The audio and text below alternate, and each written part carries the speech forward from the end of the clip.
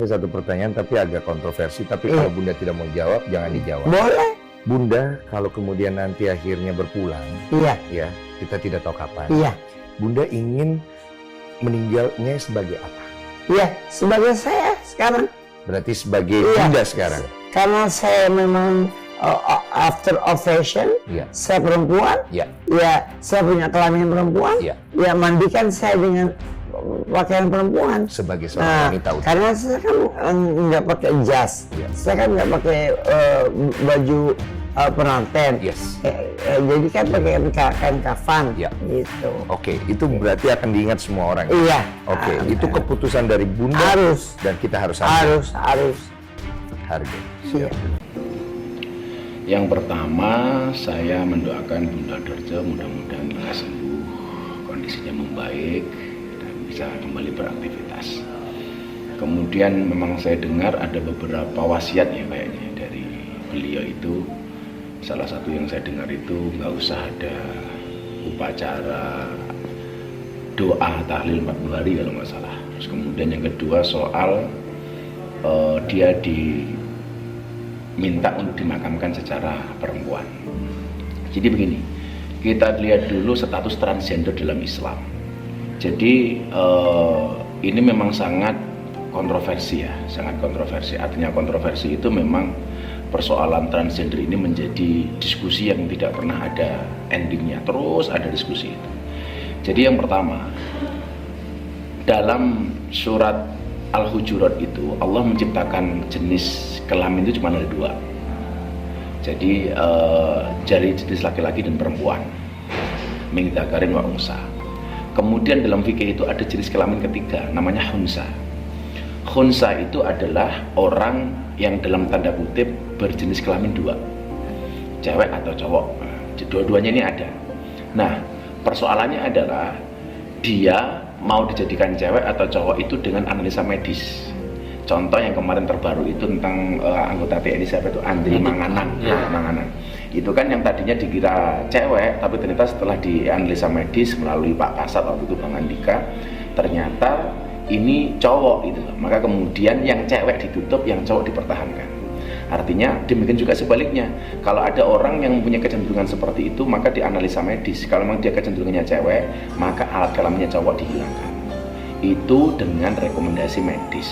Nah, yang saya dengar tentang Bunda Dorce ini, kalau beliau dulu, yang saya dengar ya, sepengetahuan yang saya tahu, beliau kan terlahir sebagai laki-laki. Kemudian di operasi transgender menjadi seorang perempuan. Nah, bagaimana kalau kondisi seperti ini? Kalau kondisi seperti ini, secara fikih dia tetap laki-laki. Secara fikih dia tetap laki-laki. Artinya pengebumiannya yang sepanjang yang saya tahu, pemakamannya, yaitu tentunya kembali ke kodrat asal dulu dia dilahirkan. Artinya kalau beliau dulu dilahirkan dalam keadaan laki-laki, ya kalau bahasa pesantrennya itu yang bagi sebaiknya, sayugyanya itu juga dimakamkan dalam keadaan laki-laki. Jadi kan ada perbedaan yang cukup signifikan umpamanya antara laki-laki dan perempuan soal kain kafan, perempuan jauh lebih banyak. Kemudian soal sholat jenazah, niatnya dan lain sebagainya. Ini kan tentunya berbeda. Ini berbeda. Jadi kalau saya kecenderungannya siapapun yang lahir sesuai dengan jenis kelaminnya, ya itulah cara dia dimakamkan. Sudah tidak diperbolehkan ya? Ya secara fikih saya pikir tetap kembali kepada kodratnya. Kodratnya dia laki-laki, ya dimakamkan dengan laki-laki. Mungkin orang bilang kan dimakamkannya sama ya, beda om. Dari jumlah kain kafannya aja laki-laki dan perempuan kan beda, berapa lapisnya kan beda. Terus kemudian soal niat sholatnya, sholat niat jenazah perempuan dan laki-laki kan juga beda. Doa berdoanya umpamanya, kalau laki-laki menggunakan domirhu Allahumma firlahu, kalau cewek menggunakan kalimat ha Allahumma firlaha. Ya kalau bencong masuk uha. Nah, gitu. Jadi kalau saya menyarankan ya sesuai dengan kodratnya lah. Beliau dulu terlahir sebagai laki-laki, ya meninggalnya ya secara laki-laki. Lahir jantan, yang meninggalnya jantan lah kira-kira begitu. Artinya dia udah sebelum meninggal wasiat Gus ingin dimandikan juga secara Secara perempuan artinya dia secara perempuan berarti dia menghendaki yang memandikannya adalah perempuan, kira-kira begitu. Jadi kan apa ya? Bagaimana berbicara soal wasiat? Wasiat itu harus dilaksanakan ketika wasiat itu ada kebaikan di dalamnya, tidak ada kemaksiatan, apalagi melanggar syariat. Tapi kalau wasiat itu sendiri melanggar syariat, melanggar perintah agama, ya tentunya wasiat itu tidak harus dilakukan. Contoh wasiatnya bagus-bagus, mau menjadi orang tua kepada anak-anaknya, tolong pembagian waris yang saya tinggalkan dibagi dengan sebaik-baiknya, entah dengan menggunakan hukum Islam maupun dengan hukum adat istiadat, dibagi rata. Ya sudah, itu kan ada kebaikan di dalamnya.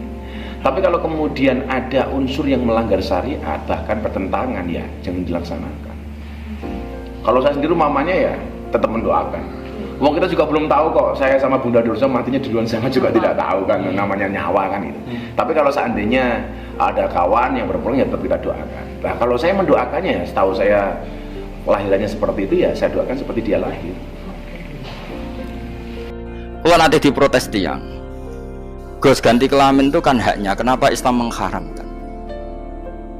Kita takok fikih apa takok medis, tak takok. Pun takok fikih mawon. Itu wilayah jenengan. Kalau misalnya di Indonesia kan ada nyata ya, misalnya orang sangka laki jadi wedok ya. Nah kasus di Indonesia itu cowok jadi cewek ya, ganti kelamin yang nyata, maksudnya yang mutawatir, yang masyhur ya, cowok jadi cewek. Tak tanya begini, Gus itu kan hak asasi, kenapa dilarang dalam Islam? Saya takoi, kamu sanggup nggak menjawab pertanyaan fikih saya? Saya ini faqih, saya ini ahli fikih. Enggak. Sekarang putuskan, setelah menjadi perempuan lalu tidurnya dengan siapa? Cara mondok ada kok pondok lanang tak pondok wedok. Terus lalu kalau sholat dengan cara apa? Apa dia tetap perempuan apa tetap laki? Kalau dia kawin mau dengan siapa? Dia tidak bisa jawab. Coba sekarang juga harus diputuskan, setelah dia jadi perempuan, sholatnya itu ala perempuan apa lelaki? Terus kawinnya dengan siapa? Ya betul. Itu kan masih panjang. Fikih menolak itu, dan secara medis menolak itu. Apa semua hormon tubuhnya kemudian tersistem sebagai perempuan? Apa dia terus haid? Apa dia layak melahirkan? Semua sistem hormonnya tetap lelaki. Makanya diantara kritiknya Quran adalah orang yang mengganti asal usul pokok kejadiannya Allah Subhanahu wa Ta'ala. Diantara godaan setan, fala yuwayyirunna khalqallah. Mereka akan merubah-rubah ciptaan aslinya. Apalagi ini ganti apa? Itu yang nggak dipikir, malah yang cara kulo jenengan wujo pokoknya percaya mbek wong alim ini lebih gampang. Orang alim tuh orang paling gampang logika hukumnya sebetulnya, karena tadi setelah diganti perempuan lalu dia harus berkawan siapa? Ya berkawan perempuan, sholatnya juga perempuan, berarti kan dirubah semua. Tapi apa betul dia bisa bergaya perempuan dengan sistem kromosom yang dia harus lelaki? Wong tetap rakyat, cara gede ya tetap ambek wong wedok. Wong dene aja wong lanang. Apa dijajal ngangkat karung, gayane ngangkat lanang apa wedok? Kan panjang. Mulane kula niku ora cocok mbek wong ra ngalim kecangkeman hukum. Hukum urusan hak asasi mbahmu. Hukum itu ketentuan Allah dan Rasul, juga ketentuan medis. Makanya kata Imam Syafi'i ditanya, "Ma huwal ilm? Al ilmu ilmani, al fiqh huwa tib." Kata Imam Syafi'i, ilmu itu dua, fikih dan ilmu kedokteran. Karena ini nggak bisa bohong. Coba misalnya gini, Mustafa itu dioperasi kelamin jadi wedok. Kira-kira jenggote tetap tukul ora kan? Jawab kan? Enggak kira-kira. Tukul. Loh, suruh seneng nak ngadili Mustafa. Artinya sistem tubuhnya enggak menerima. Tetap tukul Mas ya. Terus rokok kasih ku tetap salat ta ora kan? Cara Mustafa itu. Paham? Artinya tidak bisa terus pepes sekarang dua vagina perempuan kemudian dihukumi perempuan, tidak bisa. Selain ditolak syarak juga ditolak sistem medis.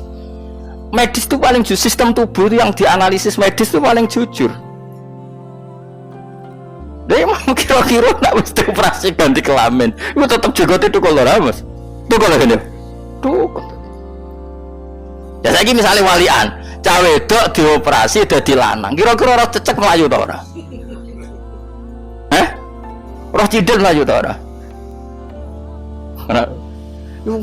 Makanya Imam Syafi'i ngetes ilmu fikih itu al-fiqh wa tib. Ilmu itu ada dua, fikih dan kedokteran. Begitu juga misalnya pernah ada tanya, Gus wong wedok oleh dadi imam salat ta ora? Enggak apa-apa nek wong alim ngukumi ngono, tapi tak takoki. Misale tengah-tengah imam terus head, kowe sing nyiapno solusine. Enggak tahu. Lah iya aneh-aneh. Misalnya wong wedok dadi imam, wis makmume rugen bahaya. Gak makmume aja rugen misalnya. Makmume mustofa khusyuk misalnya. Tapi tengah-tengah salat head, kowe duwe solusi? Enggak punya. Jadi kan repot kabeh. Nggih mboten. Terus lalu solusinya apa? Mereka nggak bisa jawab. Padahal potensi itu ada jeneng wong wedok. Makanya sing imami wong lanang ae ben gak batal ning tengah salat karena nggak perlu apa? Nggak perlu head. Nah, misalnya ada pertanyaan. Tapi sing imami khusus wong wedok sing wis ora head. Berarti gak kesamaan gender dong, kesamaan wong sepuh. Mau babe kan jadi kesamaan gender. Saiki kok golek gender sing wis sepuh. Boyo mikir. Ngan kula mboten seneng ngono fatwa-fatwa hak asasi manusia. Ora iso. Tubuh kita ini sudah menolak, tubuh kita ini sesuai fitrah. Misalnya kok ngene lho, majikan niku hak asasinya sama dengan buruh, ya ora iso. Buruh ora majikan wis wedi. Makanya di fikih itu boleh misalnya wong ayu di budak lanang boleh. Dikon baturi lunga oleh. Kenapa? Wong lanang ku ilang syahwate karena ketakutan. Iya, misalnya Mustafa itu buruh roh, mangane itu bergantung Sri itu majikane. Kira-kira di sahabat tuh, wedi. Nah sahabat tuh buruh elek. Mulane dhisik zaman sistem perbudakan itu ono budak lanang. Kadang ngewangi kerja bose wedok. Mergo lingkito isyahwa wong wedi iku ilang napa? Syahwat. Yes ngono iku pangeran gawe sumpah. Mulane ana wong ayu kok dadi menteri, dadi dosen. Terus misale satpame kon nikah masuk ganteng yo tetep mikir mlungker ya wedi tetep. Kudu sing setara. Iku sunahe pangeran. Ketakutan wong bawah iku delok atasane mesti ketakutan. Wong normal iki bayangno wong normal iki soalnya ora normal. Didukono repot wong soal ilmu ngene iku repot. Kalau baleni malih Imam Syafi'i pernah ditanya, ilmu itu apa? Al ilmu ilmani napa? Al fiqhu wa tibb. Jadi satu ilmu apa? Fikih, dua itu ilmu kedokteran. Itu nanti kelihatan sekali dalam sistem fikih Islam itu kelihatan sekali. Kayak tadi pertanyaan saya, misalnya seorang lelaki diganti vagina menjadi kelamin perempuan. Apa sistem tubuhnya benar-benar menjadi perempuan? Apa terus punya payudara? Apa terus dia terus head? Apa dia terus bisa hamil? Pasti ahli medis pun sepakat, tidak bisa itu semua. Mau secara fisik kelaminnya diganti vagina dari anus misalnya. Pinus apa kan serasi ahli apa kan? Barangnya malah jenenge kan. Bani serah berarti pinter gitu. Mau ngetes tok, pokoknya babak ngono udah cerdas. Nah, artinya menolak. Terus langsung sistem kencingnya kayak apa? Semua pasti menolak. Nah, ngono kan hakikatnya tidak ganti karena sistem tubuhnya tetap mereaksi sesuai fitrah awalnya. Paham ya kalau maksud? Mulane ganti kelamin itu diharamkan oleh Islam dan saya yakin juga bahaya secara medis. Saya yakin seyakin-yakinnya. Karena tadi sistemnya pasti tidak nerima apa? Sistemnya pasti tidak apa? Tidak